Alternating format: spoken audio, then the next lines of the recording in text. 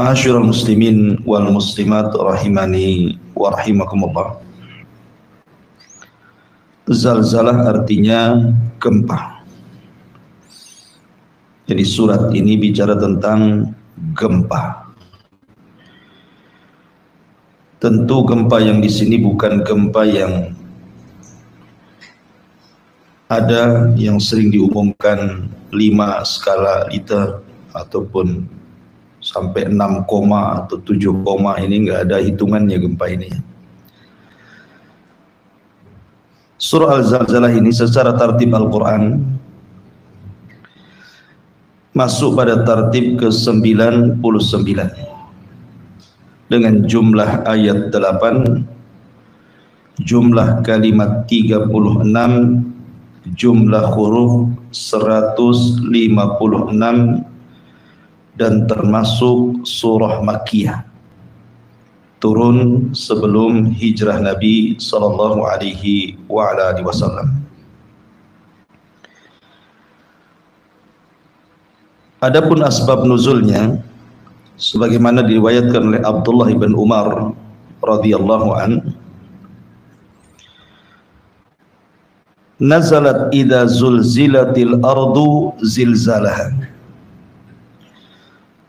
Ketika turun ayat idza zulzilatil ardu zilzalaha, wa Abu Bakrin As-Siddiq radhiyallahu anhu qa'idun fabaka Abu Bakrin faqala lahu Rasulullah sallallahu alaihi wasallam wa ma yubkika ya Aba Bakrin qala abkani hadhihi as-surah.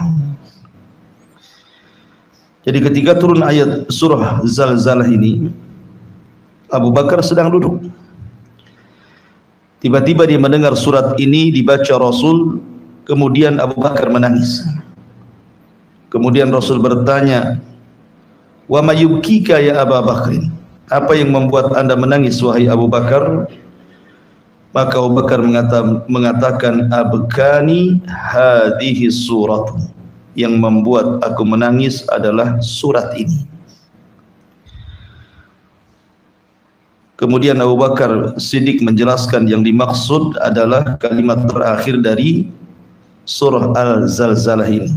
Faman ya'mal mithqala dzarratin khairan yarah wa man ya'mal mithqala dzarratin syarran yarah. Ma'asyiral muslimin yang dimuliakan Allah Azza wa Jalla, surah Al-Zalzalah ini disebut juga surah Al-Zilzal, disebut juga surah Idza Zulzilatil Ardu Zilzalaha, disebut juga surah Al-Jami'ah. Kenapa disebut surah Al-Jami'ah? Karena kalau kita melihat tentang keutamaan daripada surah Al-Zalzalah ini, sebagaimana dikeluarkan hadis dari Imam Tirmidzi dari Anas bin Malik radhiyallahu an, Nabi sallallahu alaihi wasallam bersabda, "Man qara'a idza zulzilatil ardu zilzalaha," barang siapa yang membaca idza zulzilatil ardu zilzalaha, maka sama dengan binisfil Qur'ani, dia telah membaca separuh Al-Quran. Kenapa demikian? Kenapa surah Al-Zalzalah dianggap separuh dari Al-Quran? Karena dilihat ayat terakhir tadi yang membuat Abu Bakar menangis. Karena isi Al-Quran itu separuhnya bicara tentang amal soleh, dan amal soleh itu berkenaan dengan masalah pembalasan kelak pada hari kiamat. Faman ya'mal mithqala dzarratin khairan yarah, barang siapa yang beramal sebiji zarah tetap dia mendapatkan kebaikan kalau dia berbuat baik. Wa man ya'mal mithqala dzarratin syarran yarah, sebaliknya kalau dia berbuat jahat maka dia akan menuai kejahatannya. Baik, ini dari segi asbab nuzulnya. Adapun tafsirnya kita masuk. Di sini Allah Subhanahu wa taala mengatakan, "Idza zulzilatil ardu zilzalaha." Apabila bumi ini yang kita pijak hari ini digempakan oleh Allah Subhanahu wa taala dengan sekali gempa. Kalimat zilzalaha di sini dalam bahasa Arab namanya idhafah, mudhaf ilaih. Kalimat ha ini kembali kepada bumi. Zilzalaha, ha itu artinya bumi di sini. Kenapa Allah Subhanahu wa taala mengidhafahkan gempa kepada bumi? Kenapa Allah tidak katakan idza zulzilatil ardu zilzalan? Kenapa mesti zilzalaha? Kenapa mesti diopahkan kepada bumi? Karena gempa yang dimaksud dalam surah ini bukan gempa sebagian bumi. Bukan di Jogja gempa di sini, tidak. Di Aceh gempa di sini, tidak, bukan. Tetapi gempa ini menyeluruh satu bumi. Makanya gempanya diidhafahkan kepada bumi. Kalau gempa-gempa zaman sekarang, mungkin ada daerah-daerah tertentu sejak lahir sampai hari ini mungkin tidak pernah merasakan gempa. Tapi ada juga mungkin sebagian antum pernah merasakan gempa, minimalnya lini lah, kan gitu ya. Tapi bukan itu yang maksud. Maksudnya gempa di sini adalah bercerita tentang akhir kehancuran alam semesta. Baik, bicara tentang gempa. Gempa ini satu di antara tanda-tanda kiamat kecil. Dan itu disebutkan dalam hadis Nabi sallallahu alaihi wasallam, la taqumus sa'atu hatta yuqbadal ilmu. Tidak akan tegak hari kiamat sampai ilmu dicabut. Wa taksuruz zalazil, dan akan banyak gempa di sana dan di sini. Dari sini Rasul mengatakan tidak akan tegak hari kiamat sampai dicabutnya ilmu dan banyaknya gempa.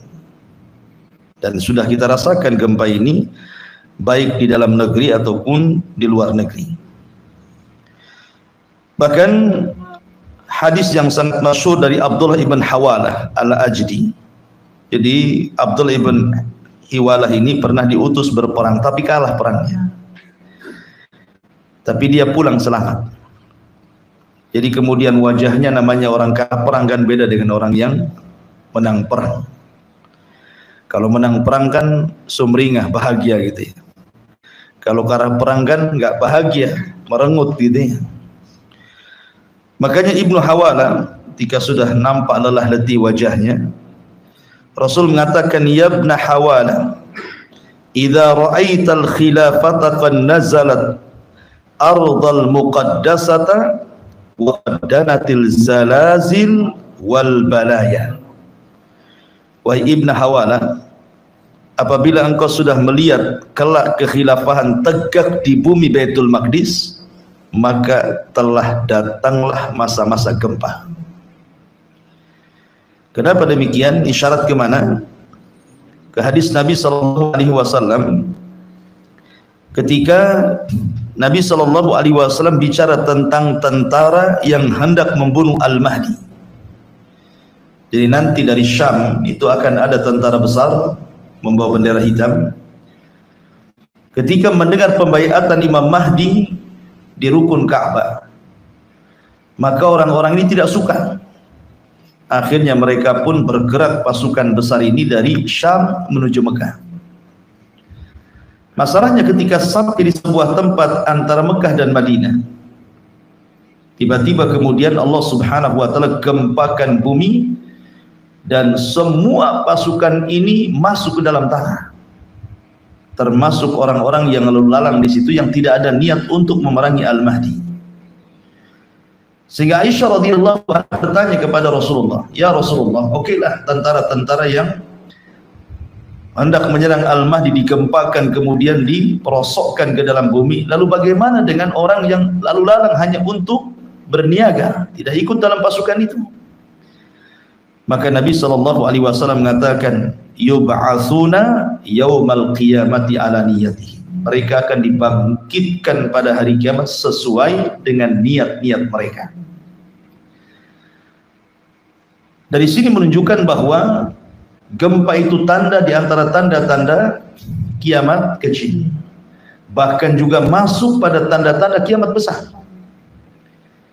Ketika Nabi SAW bersabda tentang 3 arah gempa, kata Nabi SAW, "Innaha lan taquma sa'atu hatta tarau qablaha asyra ayat."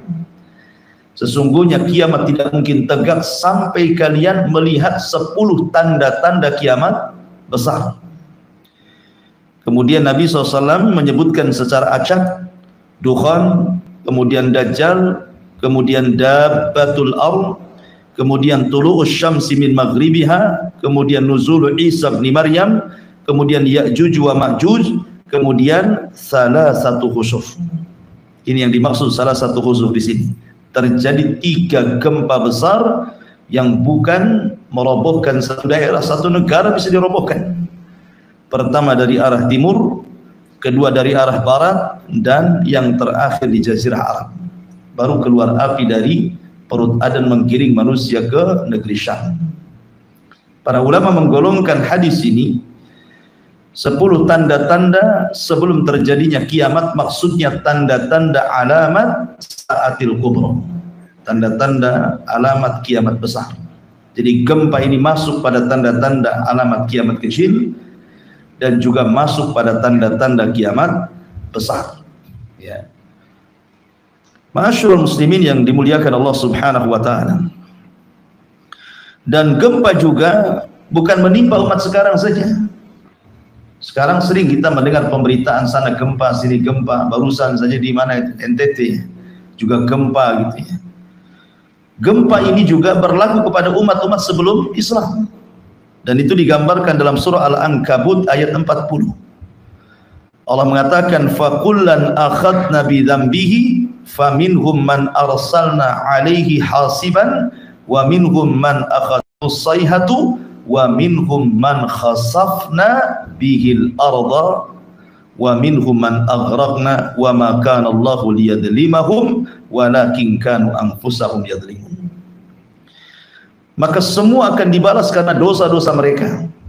Di antara mereka ada yang dihujani batu seperti kaum Lut gitu ya.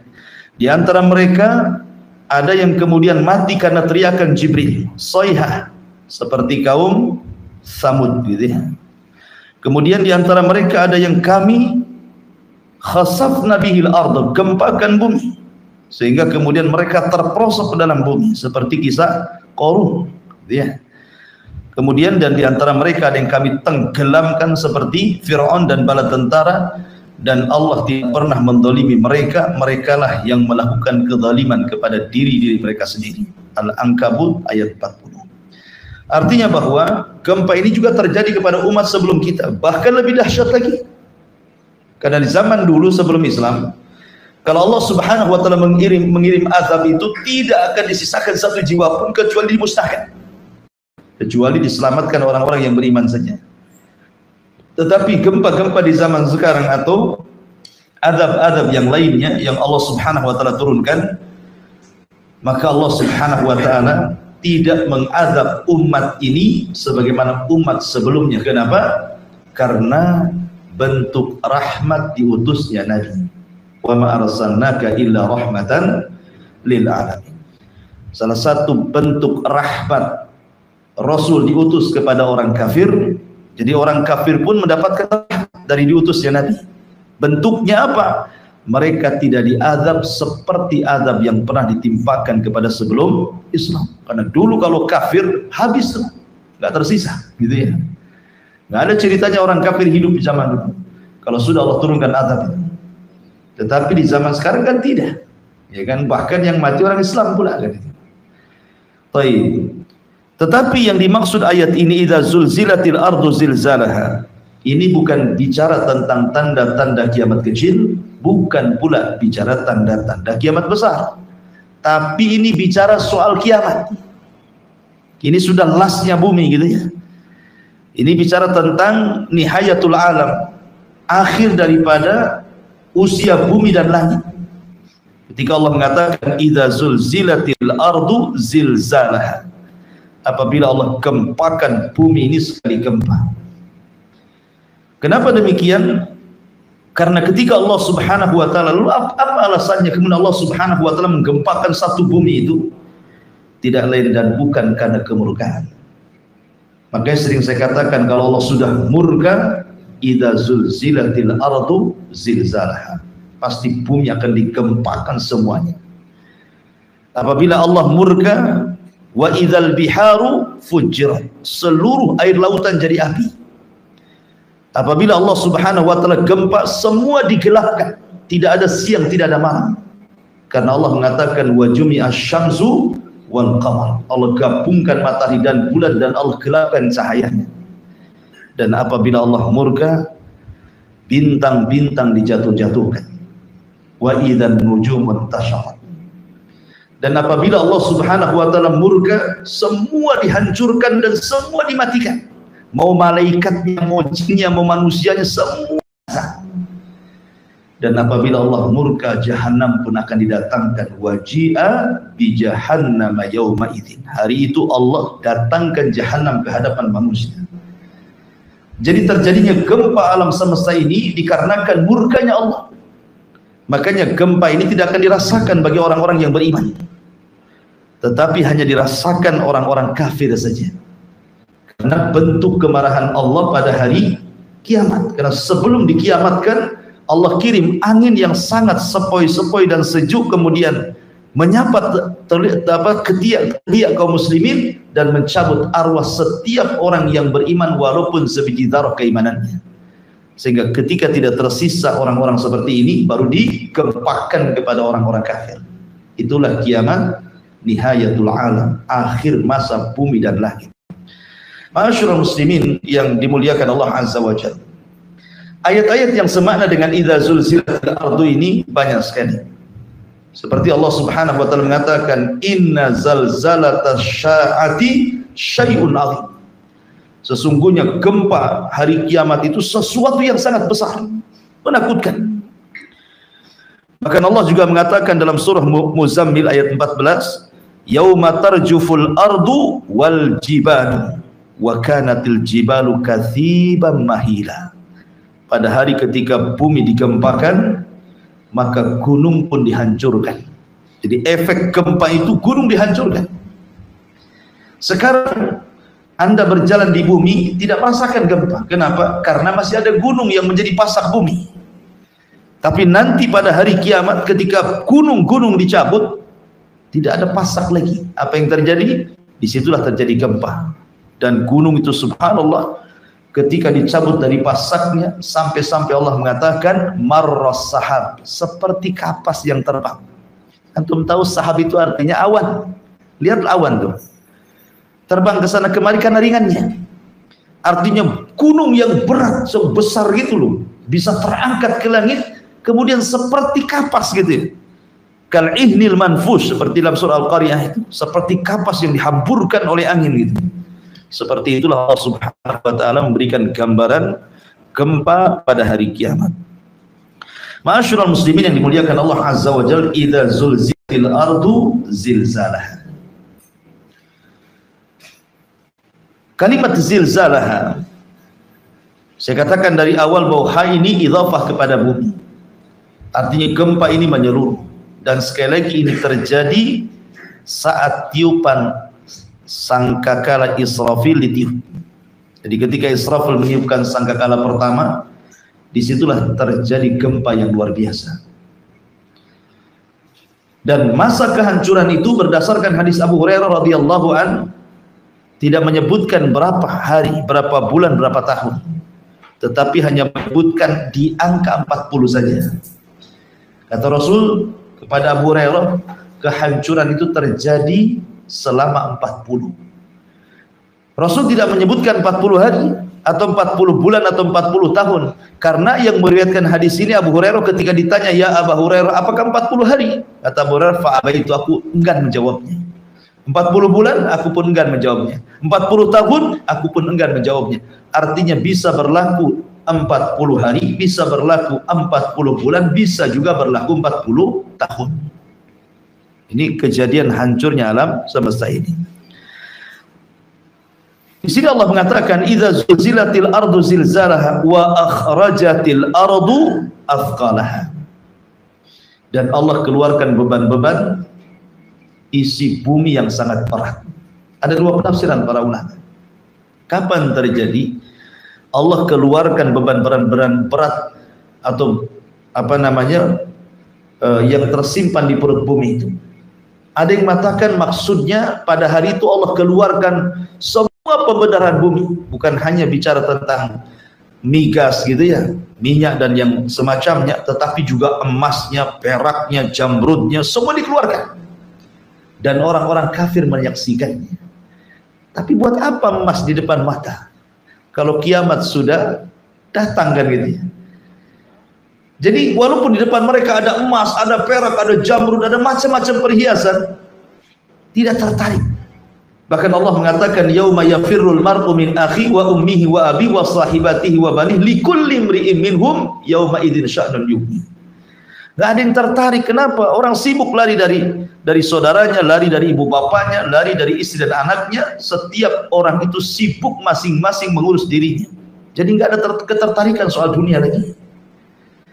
Ada juga yang mengatakan wa akhrajatil ardu athqalah ini pada tiupan sangkakala kedua, yang disebut dengan yaumul ba'tsi wan nusyur, hari kebangkitan manusia.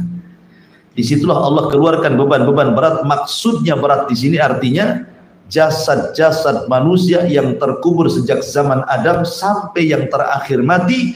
Akhrajatil ardu, bumi mengeluarkannya. Semua dikeluarkan, dihidupkan kembali. Anda bisa bayangkan jasad sebanyak itu. Kemudian Allah katakan wa idzan nufusu zuwijat, apabila jiwa-jiwa disatukan kembali dengan rohnya. Itulah makna idza wa akhrajatil ardu athqalaha. Kemudian Allah mengatakan wa qala al insanu ma laha. Kalimat al insan di sini apabila disebut kalimat insan dalam Al-Qur'an konotasinya buruk. Seperti innal insana lafi khusrin, innal insana khuliqa halu'a. Ya. Termasuk juga di sini wa qala al insanu ma laha. Maksudnya yang berteriak ini bukan orang-orang yang beriman, tetapi orang-orang kafir berteriak. Malaha, ada apa ini? Kalau dibawa kepada tiupan pertama, maka mereka mengatakan seperti ini karena dahsyatnya kiamat. Tetapi kalau dimaksud adalah tiupan yang kedua, kata-kata malaha, maka kebingungan orang-orang kafir. Kenapa? Karena ketika mereka dibangkitkan tidak ada maklam lagi di bumi. Maksudnya tidak ada alamat di bumi. Kalau sekarang ada alamat, ada bangunan, ada jalan raya, ada RT, RW, lurah, kecamatan, kan itu kan ada alamatnya gitu.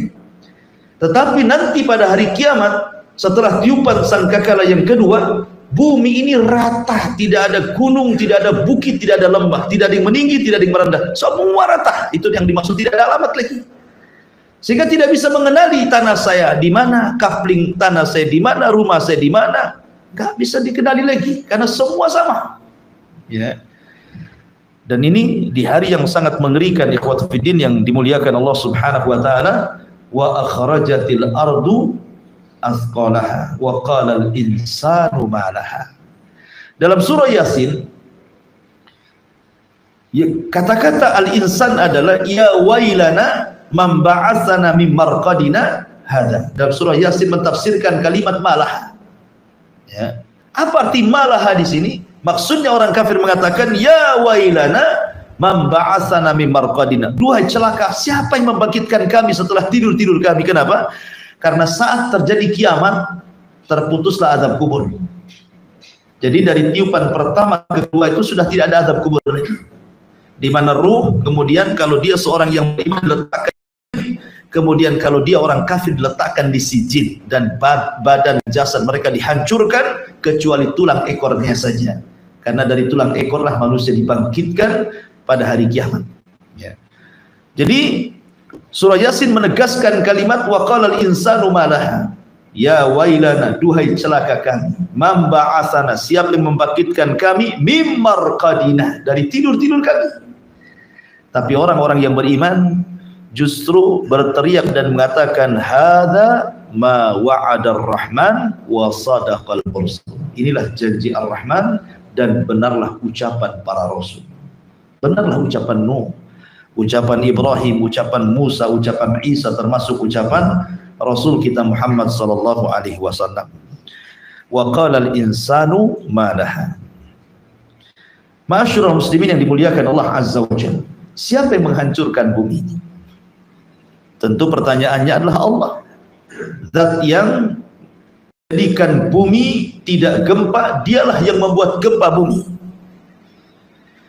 Dan Allah Subhanahu wa taala ketika menjelaskan dan menciptakan langit dan bumi fi sittati ayyam, pada 6 hari, dimulai dari hari Ahad dan diakhiri di hari Jumat, Allah menciptakan langit dan bumi. Kemudian tsummastawa 'alal 'arsy. Kemudian setelah itu Allah Subhanahu wa taala istiwa di atas arsy. Ya. Kemudian Allah Subhanahu wa taala berfirman kepada langit dan bumi dan mengatakan i'tiya tau'an au karha, datanglah kepadaku wahai langit wahai bumi, suka atau tidak suka. Qalata ataina ta'in. Maka bumi dan langit mengatakan, maka atas perintah apapun yang kau perintah. Artinya kapanpun Allah Subhanahu wa taala memerintahkan langit untuk digulung, maka langit sudah siap. Ataupun Allah memerintahkan kepada bumi untuk gempa, maka kapanpun bumi sudah siap.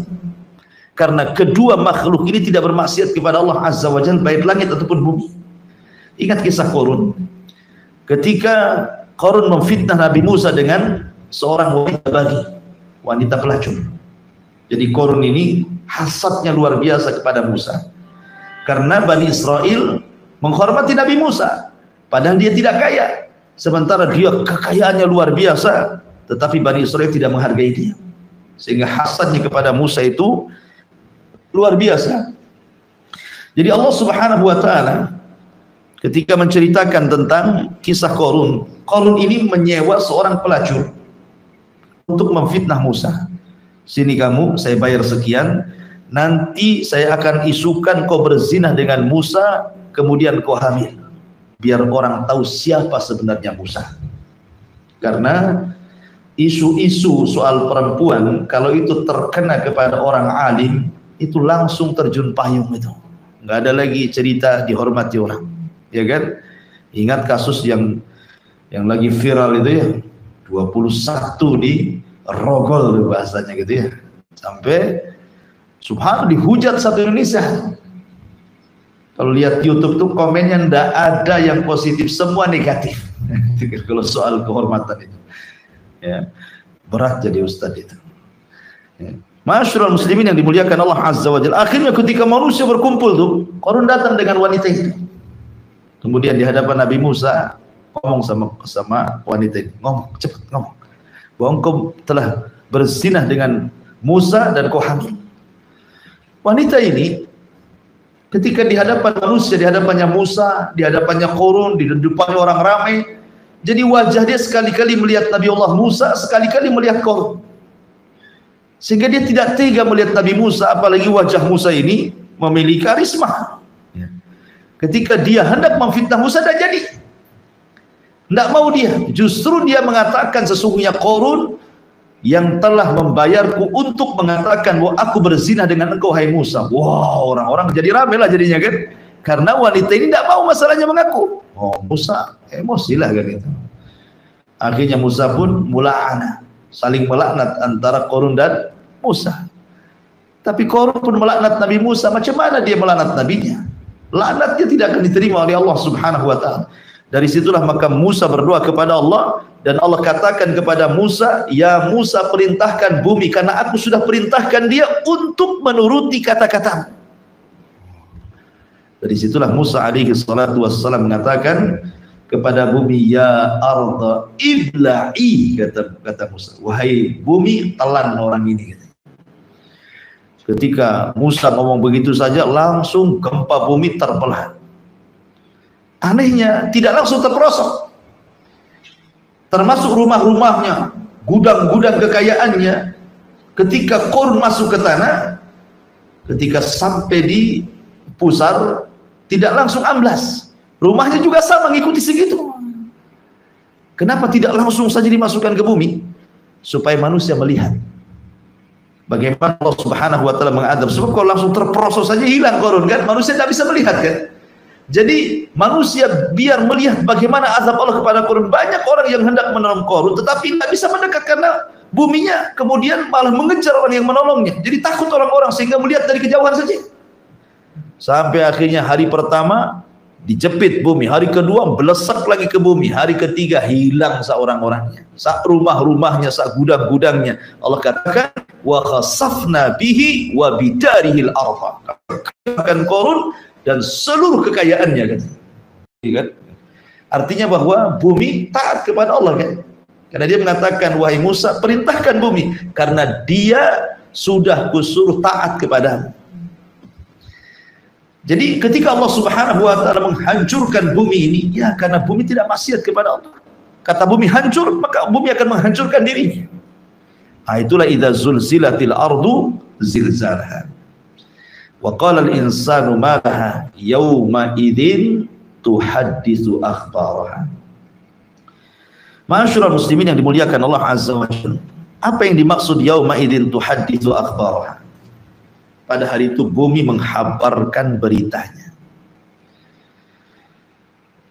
Di sini Allah Subhanahu wa taala hendak bicara tentang syuhud yaumal qiyamah.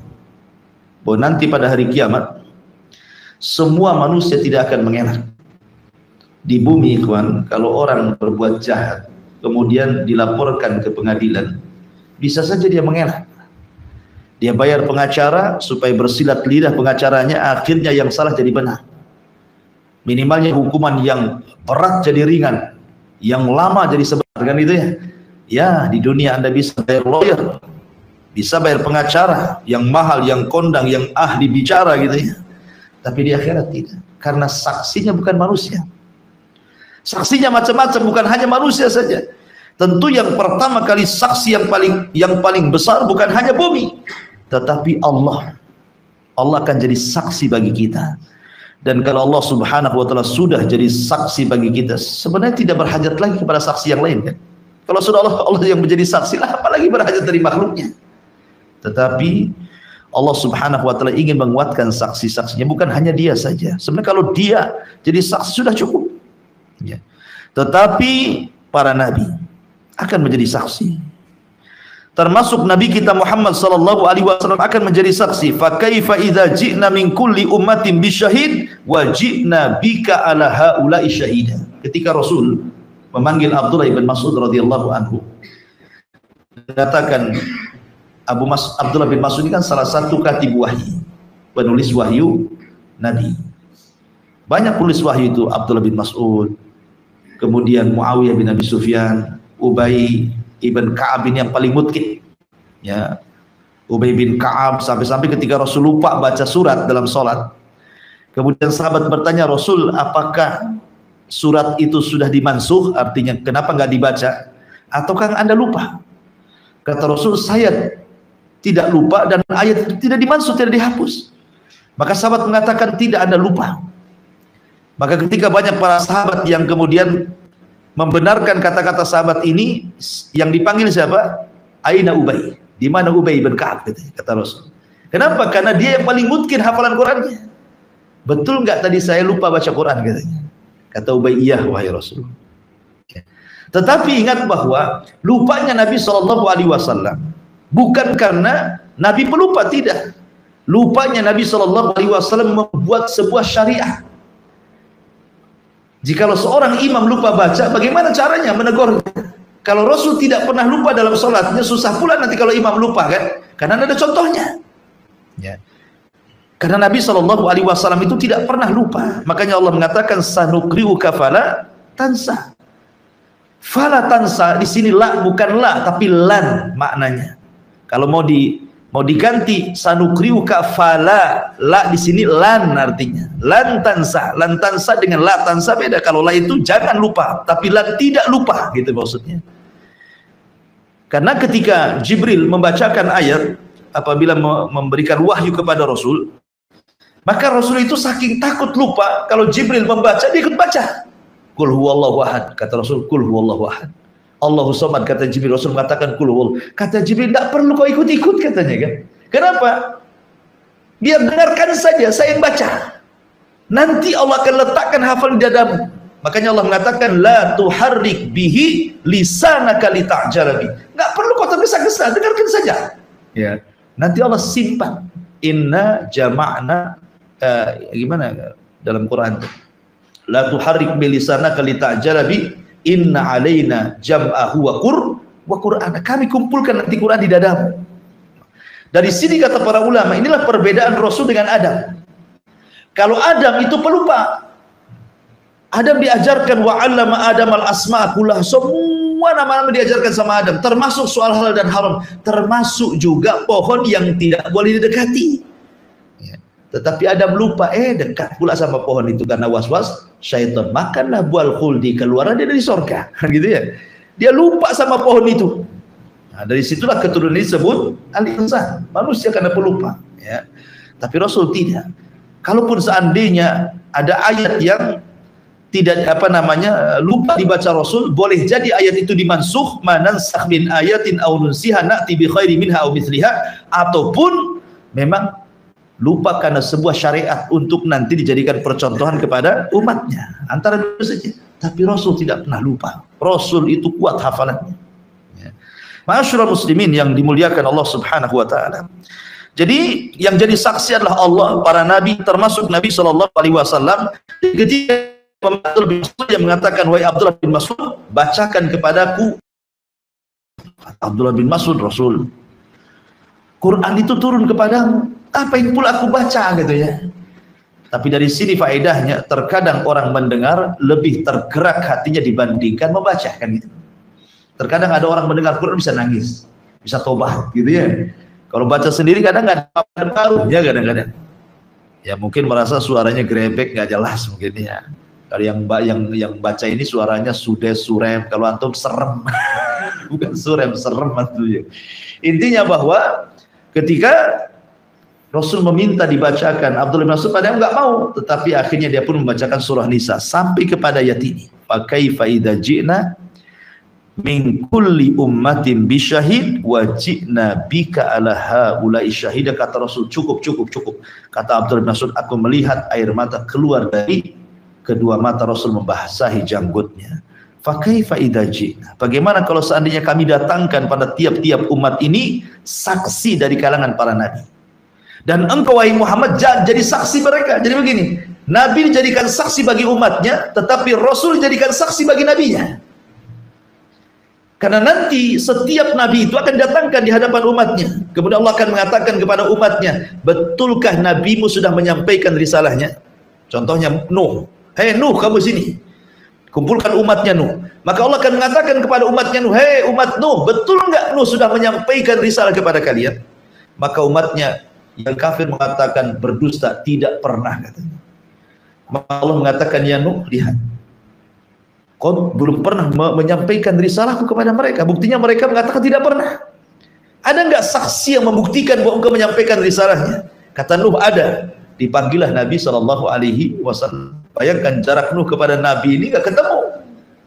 Maka Allah mengatakan, ya Muhammad, kau mau jadi saksi Nuh SAW? Ya. Bagaimana engkau bersaksi sementara hidupmu dengan zaman Nabi Nuh itu berbeda jauh? Kau tidak hadir di situ. Maka Rasul mengatakan, ya walaupun aku tidak hadir di zaman itu, tetapi yang mengatakan Nuh sudah menyampaikan risalah kepada umatnya adalah dirimu. kemudian Rasul membacakan Al-Quran. Quran yang menghabarkan bahwa sudah menyampaikan risalah. Itulah makna daripada wajibna bika ala haula syahida. Ya. Kemudian juga di antara saksi selain itu adalah orang-orang para ulama, orang-orang saleh termasuk para syuhada. Dan itu disebutkan dalam Al-Quran, wa kadzalika ja'alnakum ummatan wasata litakunu syuhada 'alan nas. Begitulah kami jadikan kalian umat pertengahan agar kalian jadi saksi. Siapa? Orang-orang saleh. Orang-orang yang beriman akan jadi saksi juga. Termasuk juga para malaikat. Para malaikat akan menjadi saksi bagi manusia, termasuk juga bumi yang sedang kita bicarakan di sini.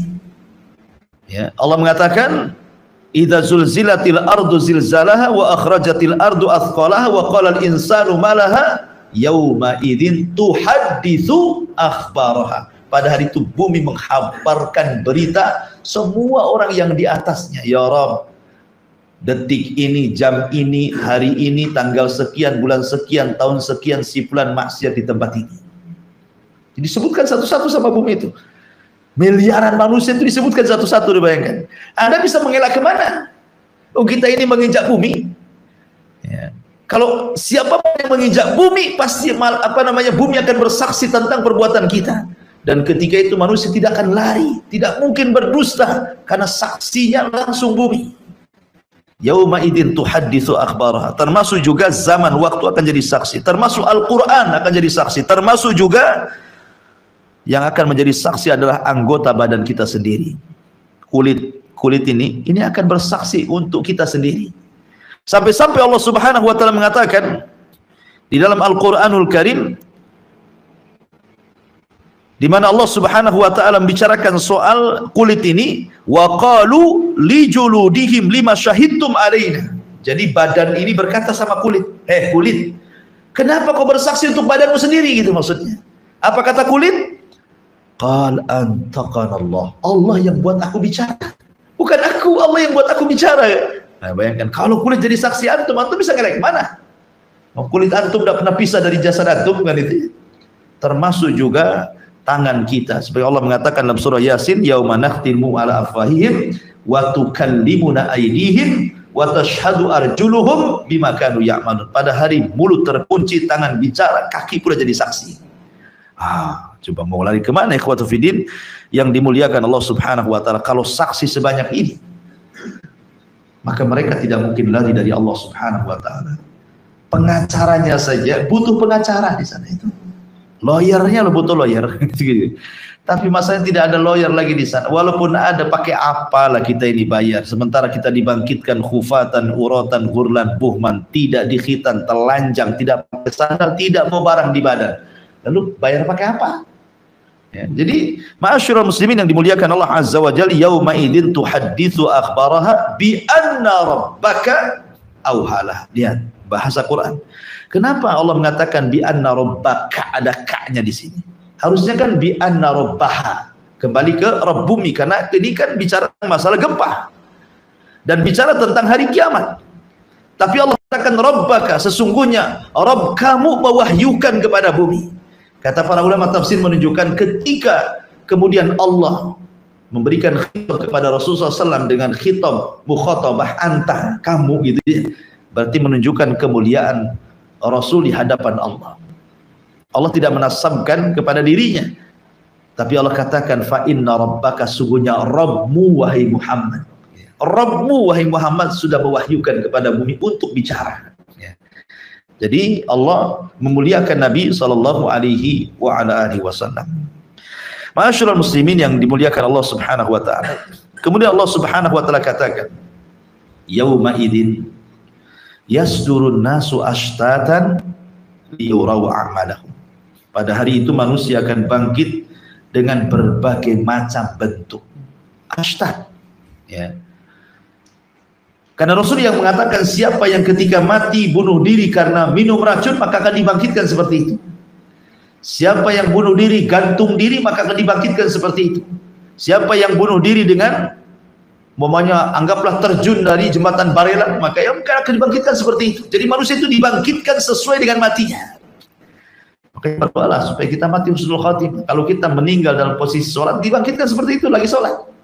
Kan enak tuh, nampak gitu kan, dibangkitkan lagi sedekah, dibangkitkan lagi puasa, dibangkitkan lagi sholat. Oh, itu kan asar amal namanya ya, pengaruh amal kita sampai ke akhirat gitu. Tapi kok dibangkitkan lagi maksiat, naudzubillah ya. Ma'asyiral muslimin, kemudian Allah mengatakan, faman ya'mal mithqala dzarratin khairan yarah. Amalan di dunia kan tidak tahu, apakah antum ketika sholat antum tahu sholat antum diterima? Kan tidak tahu. Ketika antum puasa, tahu antum puasa antum diterima? Enggak tahu. Walaupun antum sedekah segede bukit emas semuanya disedekahkan ke Jabal Uhud, antum tidak tahu diterima atau tidaknya. Ya diterima saya emasnya, tapi amalan apa diterima Allah apa enggak kan itu? Tidak ada yang tahu. Makanya ulama salaf itu sampai mengatakan, kalaulah satu sujudku saja diterima dan aku tahu itu sudah cukup. Kenapa? Karena Allah mengatakan, innama yataqabbalullahu minal muttaqin. Sungguhnya Allah hanya menerima amal dari hamba yang bertakwa. Jadi ketika aku tahu bahwa satu sujud diterima, berarti Allah menganggap aku sebagai orang yang takwa. Tapi masalahnya kita tidak tahu amalan mana yang diterima. Kiamat, wa man ya'mal dzarratin khairan yarah. Artinya amal itu akan ditampakkan. Mana yang ditolak, mana yang diterima. Dan disitulah bentuk balasan khairan yarah. Kalau dia berbuat baik di dunia, dia tuai kebaikan di akhirat. Ya. Kalau dia berbuat jahat di bumi, maka akan menuai kejahatan. Wa man mithqala dzarratin syarran yarah. Di sini bicara tentang masalah timbangan amal. Karena amalan itu dianggap baik kalau sudah ditimbang. Ya kan? Makanya kenapa kemudian posisi timbangan amal itu sesuatu yang menakutkan pada hari kiamat? Karena timbangan itu terjadi setelah hisab. Ya. Jadi hisab dulu, di antara hisab ini diterbangkan catatan, ada yang mengambil tangan kanan, tangan kiri di belakang ini, kemudian juga ditampakkan amalannya di bumi seperti hadis 3 orang yang pertama kali disentuh api neraka, dipanggil orang yang ahli Quran, ditampakkan pahalanya. Dulu kau di bumi seperti ini, ditampakkan kayak layar tancap tuh ketika dia ngaji di mana, diundang di mana, ditampakkan semuanya, disebut ardul amal namanya, tampakkan amalannya. Kemudian dia pun manggut-manggut, oh ya memang itu pekerjaan. Kemudian Allah mengatakan, untuk apa kau lakukan itu? Untukmu ya Rabb, kadzabta, dusta kamu. Langsung dustakan sama Allah. Engkau membaca Quran supaya orang menganggap kau ini qori. Masukkan dia ke neraka, kata Allah. Jadi ada penyebaran catatan, kemudian ada yang mengambil tangan kanan, tangan kiri, dan di balik punggung ada juga ditampakkan amalannya. Amalan yang pernah dilakukan di bumi.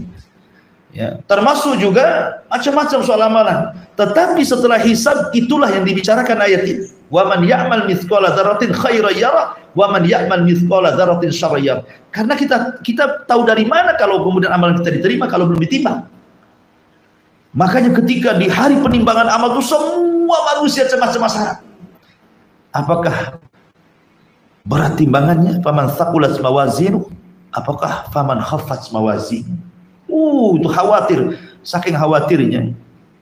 Seorang sahabat Anas bin Malik radhiyallahu anhu berkata kepada Nabi SAW, ya Rasulullah, talabtu minka syafa'ah, aku minta kepadamu syafaat pada hari kiamat. Karena Anas ini sudah membantu Rasul 10 tahun sampai wafatnya Rasul. Kata Rasul, insyaallah ya Anas, saya akan memberikan syafaatku kepadamu pada hari kiamat. Pun kata Anas bin Malik radhiyallahu anhu, aina ajiduka yaumal qiyamah ya Rasulullah. Kira-kira kalau hari kiamat terjadi, pengumpulan manusia di padang mahsyar terjadi, kemana aku cari dirimu wahai Rasul? Sebanyak itu kemana aku cari dirimu? Dan itu untuk mengambil syafaatmu. Kata Nabi SAW, temui aku di telaga. Kata Anas bin Malik radhiyallahu anhu, kalau aku tidak dapat dirimu di telaga, aku temui di mana lagi? Kata Rasul, temui aku di titian siratal mustaqim. Kalau aku tidak menemui dirimu di mana lagi wahai Rasul? Kata Rasul, indal mawazin.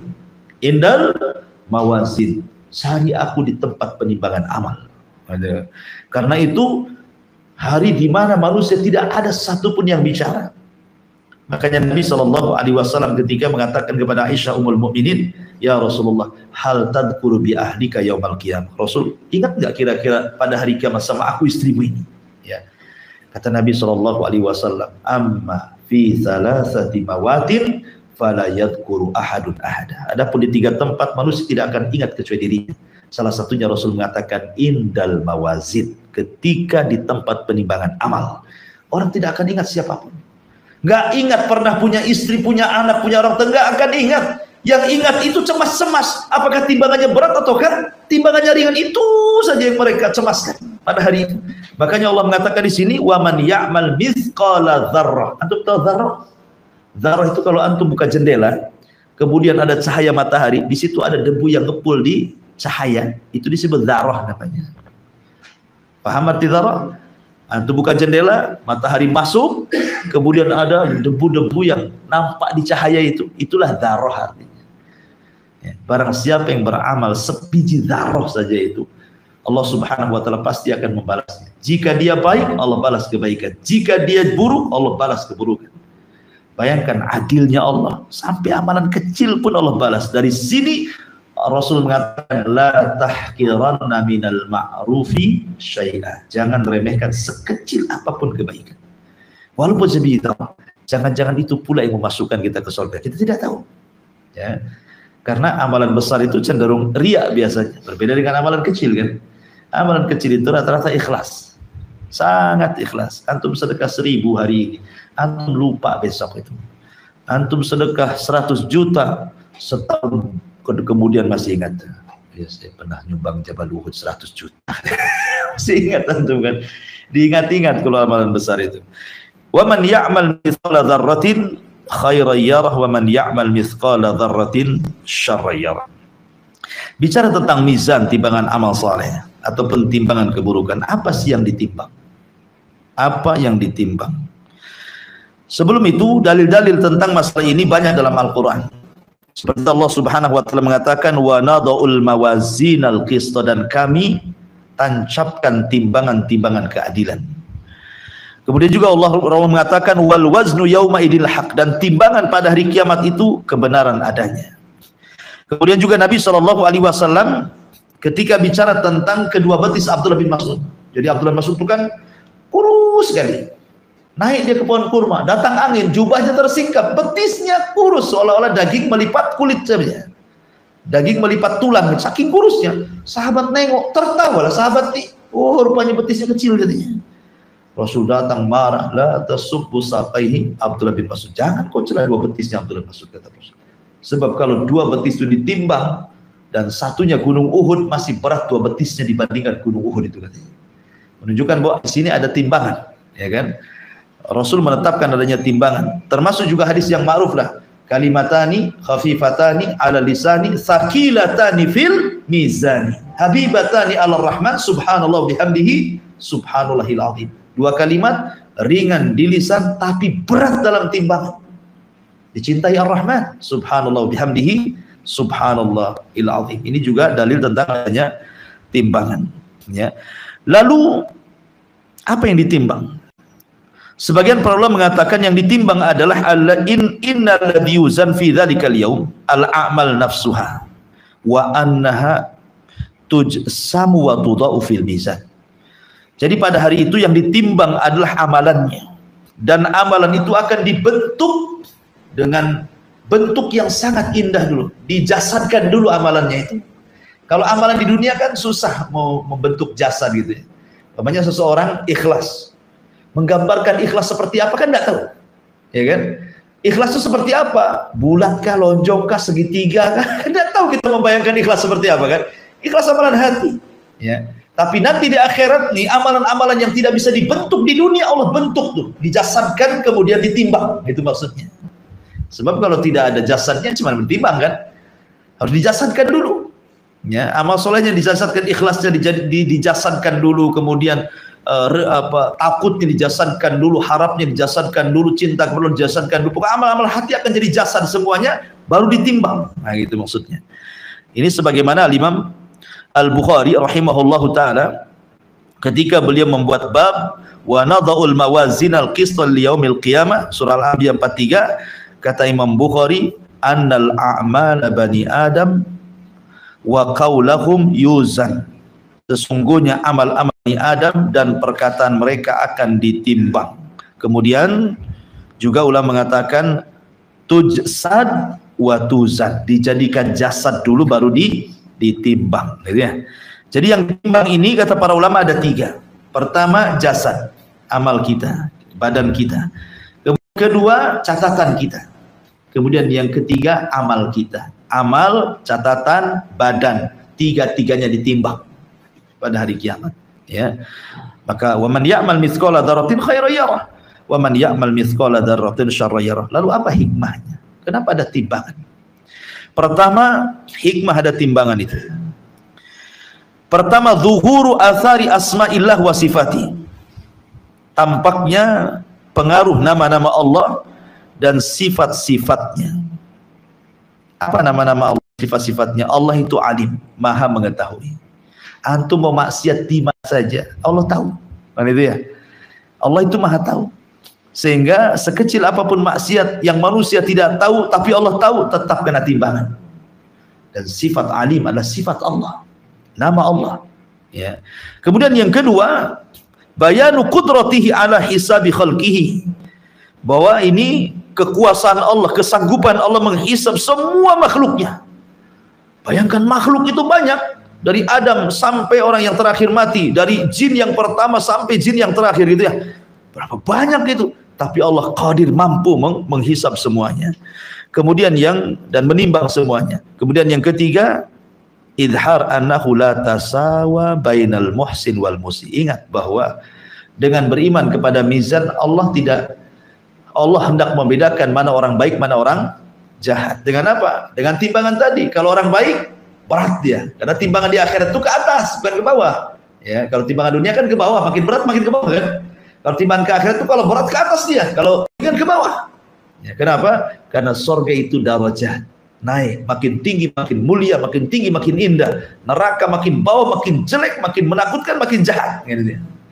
Jadi timbangannya melesat ke atas. Tosat bihinna la ilaha illallah. Sebagaimana Hizbi Tokoh, ketika orang didatangkan 99 sijilat catatannya, kemudian dibacakan satu catatan, rupanya keburukannya sejauh mata memandang. Dia pun kemudian down, langsung putus asa. Tidak mungkin saya masuk surga, pasti aku masuk neraka. Kata Allah, tidak. Kau punya satu amalan yang bisa mengalahkan semuanya. Dikeluarkan kartu sakti, ditimbang rupanya, langsung melesat ke atas. Oh, satbihinna la ilaha illallah. Rupanya dia punya la ilaha illallah. Semua ringan, la ilaha illallah berat, langsung naik ke atas gitu kan. Tauhid artinya ya.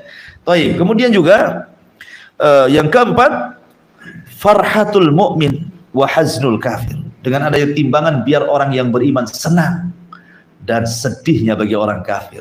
Di dunia orang kafir mentertawakan kita, tapi di akhirat kita yang mentertawakan orang kafir. Kemudian yang nomor 5, iqamatil mawazin. Fiha iqamatul hujjah. Dengan ditegakkan timbangan-timbangan itu untuk ditegakkan hujjah.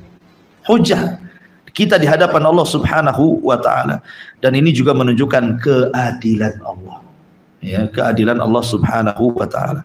Lalu apa yang bisa meringankan amalan kita di bumi?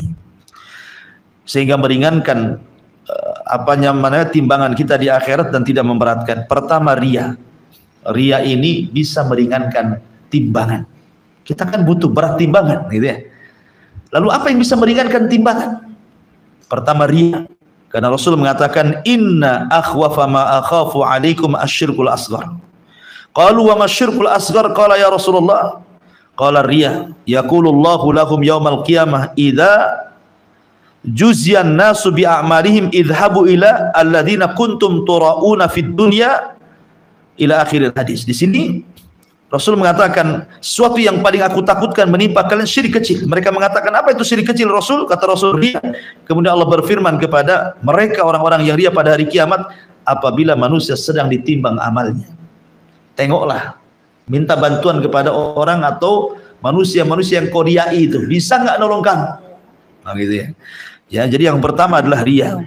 Itu bisa meringankan timbangan. Yang kedua, intihakul hurumat, dan ini yang sering terjadi, merobek kehormatan diri. Di depan manusia kayaknya soleh, baik, bagus, pakai jubah, pakai gamis, pakai tasbih kemana-mana, kayak alim, kayak ulama. Rupanya ketika bersendirian maksiat pula kepada Allah. Ambil handphone, buka-buka, gak jelas yang dibuka gitu kan. Maksiatlah di tengah-tengah ketika orang tidak tahu. Iya, manusia tidak tahu, Allah tahu. Justru ini penyakit yang paling bahaya kata Rasulullah. Nanti pada hari kiamat akan didatangkan umat yang mau pahala besar seperti gunung Tihamah, tapi dihancurkan pahala itu gara-gara apa? Maksiat yang tidak diketahui manusia, karena dia merobek kehormatan sendiri di hadapan Allah Subhanahu wa taala. Ngeri kan? Jangan bermaksiat ketika di hadapan manusia sok baik, ketika tidak ada manusia orang yang paling jahat pula terhadap dirinya sendiri. Dan itu yang banyak di hari ini sekarang kan. Nah, makanya antum kalau punya anak bawa handphone kemudian gubrak ke kamar, kemudian ditutup, dikunci, hati-hati itu. Ya kan? Pasti sedang apa dan apa ya dengan handphonenya gitu. Taib. Kemudian juga yang bisa meringankan amalannya adalah seseorang yang bermaksiat kepada Allah Azza wa Jal secara umum. Kemudian adapun secara khusus disebutkan dalam hadis Aisyah radhiyallahu anha tentang orang-orang yang muflis pada hari kiamat. Atau orang muflis, orang yang bangkrut. Maksudnya begini, di sisi lain dia membawa pahala sholat, pahala zakat, pahala macam-macam, dia bawa pahala berat, seolah-olah memberatkan timbangan. Rupanya di sisi lain dia pernah mendolimi si fulan, pernah mengambil harta si fulan, pernah membunuh jiwa si fulan, pernah mencaci maki orang, ya kan? Maka di situ terjadi pahala dosa. Dulu kau nyakiti saya, mana pahalamu? Nih dosaku, gitu maksudnya ya. Akhirnya bangkrut. Orang bangkrut tuh kalau usaha modal habis, hutang numpuk, itulah orang bangkrut namanya ya. Sama juga. Sekarang pahalanya dikasihkan ke orang, ibarat modalnya kita hilang gitu ya. Kemudian hutangnya banyak. Kenapa? Karena dia mengambil dosa orang ditimpakan ke kita. Itulah bangkrut namanya. Nah, ini orang-orang bangkrut pada kiamat, mereka akan ringan timbangannya, dan mereka secara umum adalah orang-orang yang melakukan kezaliman. Karena dosa zalim beda dengan dosa kepada Allah atau kepada diri sendiri. Dan makanya Umar bin Khattab sebagai penutup mengatakan, hasibu anfusakum qabla an tuhasabu, wazinu anfusakum qabla an tuzanu, fa innahu alaikum fil hisabi ghadan antus tuhasibu anfusakumul ya wa tazinul lil ardil akbar yawma idzin tu'raduna la minkum khafiyah. Apa kata Umar bin Khattab radhiyallahu an? Hisablah diri sebelum kalian dihisab. Timbanglah amalan-amalan kalian di dunia sebelum kalian ditimbang amalan kalian di akhirat. Karena sesungguhnya yang paling ringan di antara kalian, fa innahu ahwan alaikum fil hisabi ghadan, maka sungguhnya paling berat itu nanti hisab bagi kalian setelah kematian. Oleh karena itu maka hisablah diri kalian hari ini, timbanglah amal-amal kalian hari ini sebelum datang hari yang sangat besar di mana amalan akan ditampakkan dan tidak ada yang samar bagi Allah Subhanahu wa taala terhadap diri kalian. Hadis ini disahihkan oleh Syekh qala al-Albani hada athar. Jadi Syekh Albani mengatakan ini adalah perkataan Umar Ibnul Khattab radhiyallahu anhu. Nasihat yang baik kepada kita agar kita menghisab diri di dunia sebelum Allah menghisab kita di akhirat. Wallahu alam. Ini diantara tafsir singkat daripada surah Al-Zalzalah.